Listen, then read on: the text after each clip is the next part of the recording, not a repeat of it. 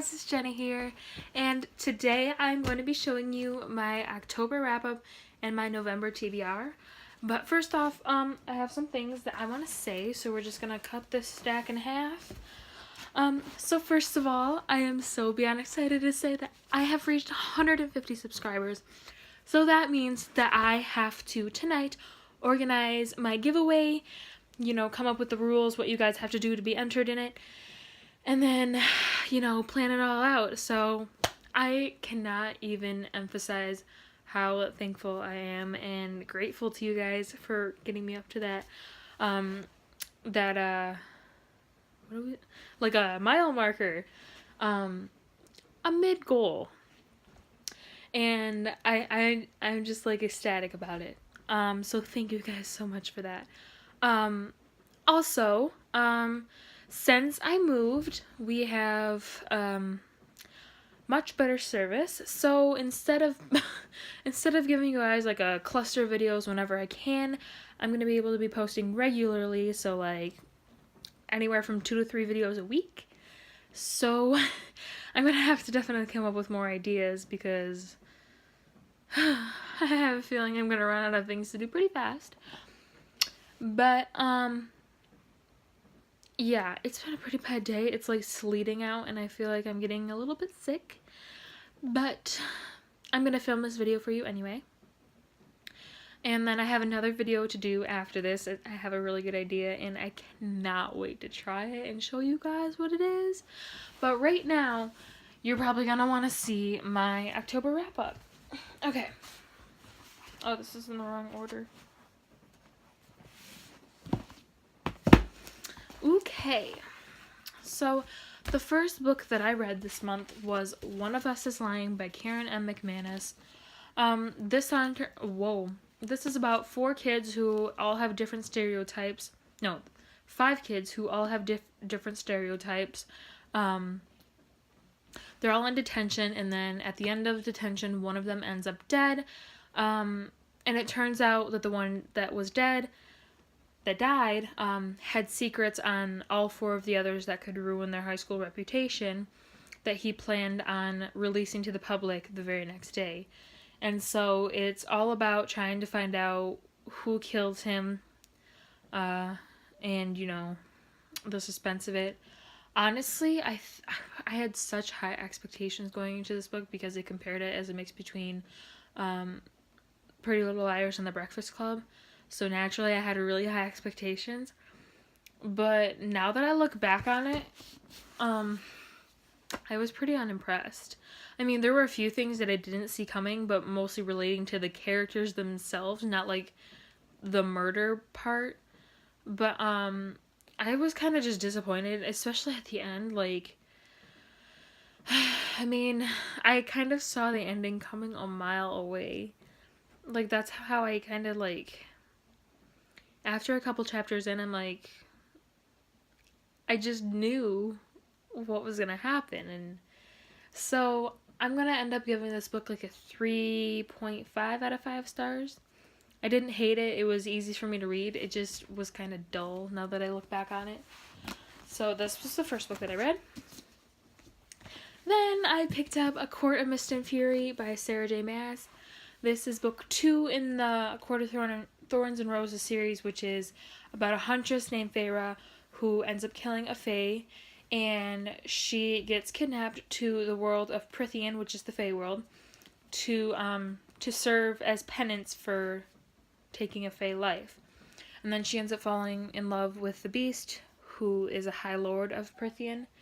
And oh god, there was a cat in here that I did not know was in here. Say hi to the camera, Faith. Come on, get. There's 2 days in a row my cats have interrupted my videos. But she ends up falling in love with one of the High Lords of Prythian. And, so yeah, a bunch of stuff goes down. I freaking fell in love with the series. This is a continuation. I liked this one more than the first book, by far. I gave this a 0.5 out of 5 stars. I love this book. Then, of course, I picked up A Court in Wings and Ruin by Sarah J Maas, which is book 3 in that series, and I love this more than both of them combined. Honestly, my friends who saw my Snapchat story the night that I read this book or finished this book, I felt bad for them because I would like be crying in 1 second and then happy and ecstatic the next second. Like, it was just boom, boom, boom. There were like 30, not 30. There were like, I want to say like 15 snaps of me just going back and forth between emotions. And honestly, when I went to school the next day, everyone's like, whoa, are you okay? And I'm like, not really. But it pretty much all worked out in the end. So, I really freaking loved this book. I give this like a 10 out of 5 stars. I love this. It is so cherished in my heart. And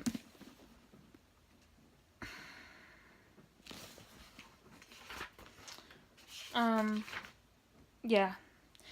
2018, another book comes out, but not until fall, so it's like a whole other year away. It's okay. It's okay. And then this month we have, I had book club, so my school gives me a book every month, and then we read it in book club, and this month's book was A Body in the Woods by April Henry. Honestly, this book was just okay. It was like really predictable. It was too fast paced in my opinion. Like, they could have done with a lot more detail because like everything was, you were getting the bare minimum for detail. And it was just really predictable and stereotypical and cheap, kind of cliche.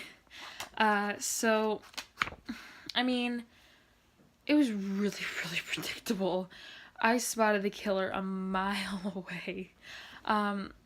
So I didn't hate it. I was able to read it very fast and I flew right through it. So, I mean, it was easy for me to read, which I always love with books, but just the story itself was pretty slow and I just didn't really care for it as much as I thought I would. So, I read this. I gave it a 3 out of 5 stars. Then we have Slasher Girls and Monster Boys, but it's an anthology and they were selected by April Genevieve Tucholke, and there's authors like Stephen Bachman, Kendari Blake, Jay Kristoff, Jonathan Mayberry, Carrie Ryan, Nova Rensuma, April Genevieve Tucholke, Leigh Bardugo, A.G. Howard, Marie Lu, Danielle Page, Megan Shepard, McCormick Templeman, and Kat Winters.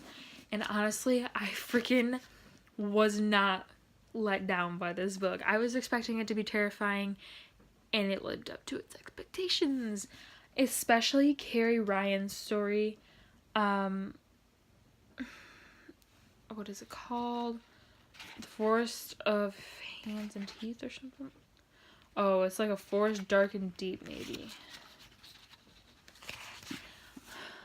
In the Forest Dark and Deep, by the short story by Carrie Ryan in here. That book, that story terrified me. It was a very, very, very dark twist on a modern day Alice in Wonderland. Oh, it gave me nightmares that night. It was just such a scary short story. I was just like, man, I don't know if I'm going to be able to read Alice in Wonderland again anytime soon.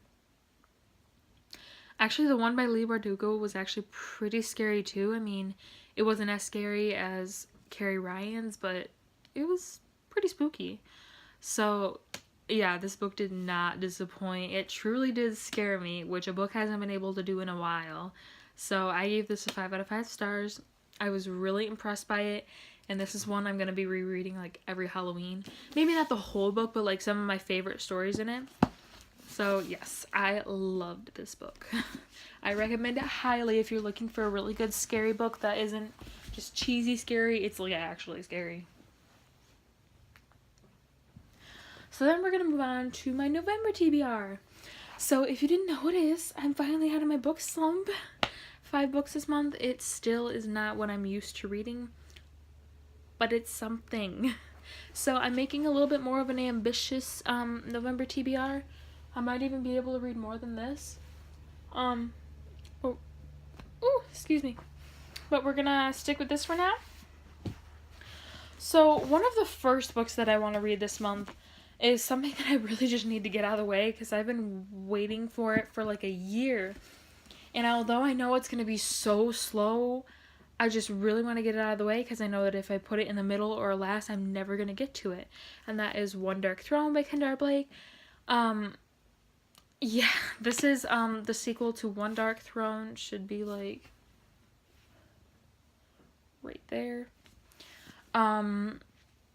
Yeah, so Three Dark Crowns is about triplets and their queens on the island of Fenburn. They each have a special power. There's Elemental, which is able to control, like, nature and animals. There's... Yeah. There's Poisoner, which you can ingest the deadliest poisons and not even get a stomachache. The Naturalist is the one. What is the fire one? Oh, no. The Naturalist is the one that's able to, control the nature. Elemental is the ones where you can control the 4 elements, fire, wind, water. You can, like, light things on fire and control everything, basically, from the 4, And so this is a sequel. Three Dark Crowns basically centers on those 3 sisters who have to train themselves up for their power to compete for the crown of Fenburn, which means that they got separated when they were children. They got trained to fight, and when they are 16 comes the year where they have to fight to the death for the crown. So yeah, that book was really, really, really slow at first. It took me forever to get through it. But by the end, there were so many plot twists. I was like so freaking into it. And now I have the sequel. So I'm so excited for it. I can't wait to see what happens. Because we got left on such a freaking cliffhanger for Three Dark Crowns. Double cliffhanger, actually. It was bad.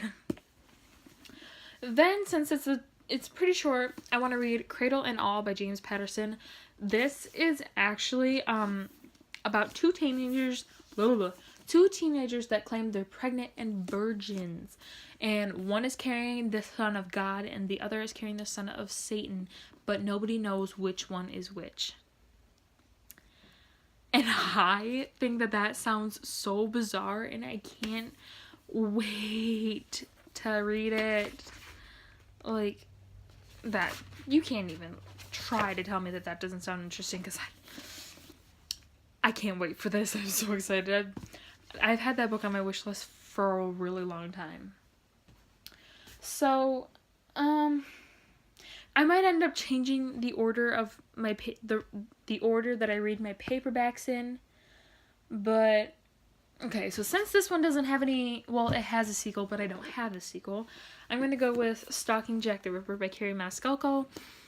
I've had my eye on this book ever since Sasha Ellsberg from A Book Utopia recommended it, like, fiercely.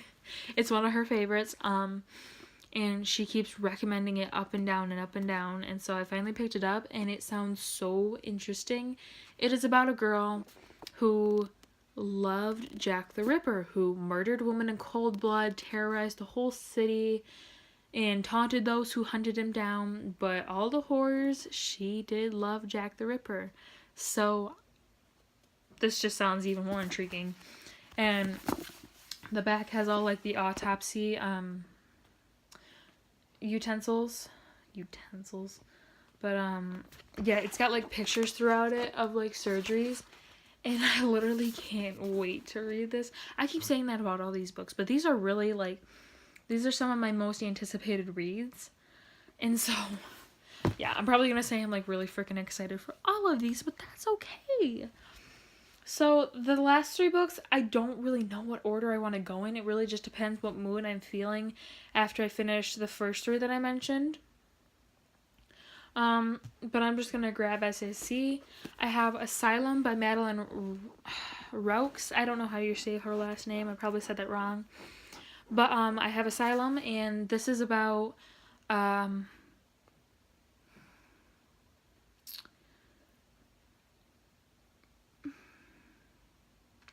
There's a New Hampshire college prep program that is a very good chance. It's a chance of a lifetime.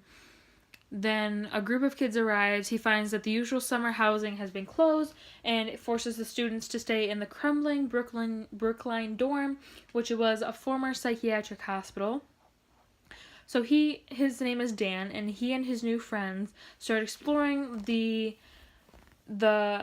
previous hospital, and they uncover disturbing secrets about what really happened there.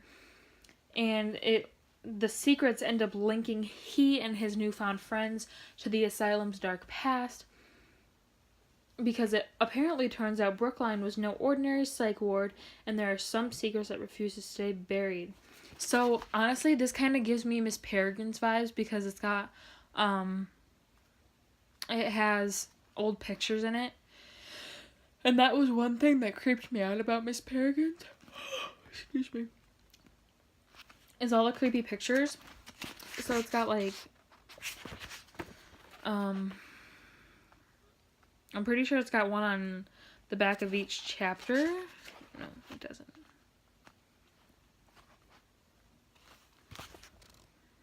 So yeah, this sounded really good for me. I hope it's as spooky as it looks and sounds, because I've been in the mood for like scary books and high fantasy books. Like it's that time again. It's winter. So then I have Shadow and Bone by Leigh Bardugo. This is book 1 in the Grishaverse trilogy, and then I'm pretty sure it continues on to Six of Crows and Crooked Kingdom. So people keep telling me that I should really read the Grisha trilogy first, because it gives you a better understanding of Six of Crows. So that's exactly what I'm going to do, because I want to love Six of Crows as much as everybody else does, which means I really want to understand it. It's about... I always forget the synopsis of this. It's about a girl named Alina Starkov, who is a soldier, and she knows she might not survive one of her missions. It's across the Shadowfold, which is a swath of darkness crawling with monsters. Her regiment gets attacked. She unleashes a dormant magic she didn't even know that she had. Then she gets thrust into a world of like royalty and intrigue. And then she gets trained with the Grisha, who are the country's magical military elite. And then she falls under the spell of their notorious leader, the Darkling. So this is kind of giving me like ACOTAR vibes a little bit. But the Darkling believes that she can summon a force capable of destroying the Shadowfold and reuniting their war-ravaged country, but only if she can master her untamed gift. She ends up unlocking the secrets of her past, and she will make a dangerous discovery that could threaten all she loves in the very future of the nation. So this kind of is like war zone kind, but also high fantasy at the same time. So I never really knew how I'd feel about this book, but the covers are gorgeous, and everybody raves about Leigh Bardugo's series, so I'm gonna give it a shot. So this book is from one of my new favorite authors, and that is Sarah J. Maas's Throne of Glass. I have still not read this book, and everybody talks about this book and loves it, so we're gonna give it a shot again. This is about an assassin named Selena Sardothine. I'm pretty sure that's her name. Selena Sardothine, yeah. In a world without magic, she is summoned to the castle from prison. She wants to win her freedom. They offer her, if she defeats 23 killers, thieves, and warriors in a competition, she will be released from her prison to serve as the king's personal assassin. She is the assassin. She is like the best assassin in the land, and she's a female. So lots of things happen. She makes enemies, she makes friends. Her competitors start dying one by one. Because something evil that dwells in the castle. Selena's fight for freedom becomes a fight for survival and a desperate quest to root out the evil before it destroys her world. Everybody talks about how good the series is. I actually picked this book up before A Court of Thorns and Roses, but I ended up reading that one first. So now I have to read this one because everybody just raves about her work, and I can't wait for her to come up with something new because her series are just great. So yeah, I have 6 books on my TBR for November. And then this was what I read for October. So yes, thank you guys for watching. If you like this video, give it a thumbs up and subscribe, because remember, even if we did reach our quota for this giveaway, I will be giving away 2 more books if we reach 200 subscribers by the end of the year. So if we reach 200 by the end of the year, I will be giving away 2 more books. Yeah, I don't really know what I'm getting myself into here, but I just want to find some way to give back to you guys for all that you've given to me, and I thank you a lot for that. So yes, I hope you enjoyed this video. Feel free to comment or to even email me. My email will be down in the description, and thank you for watching.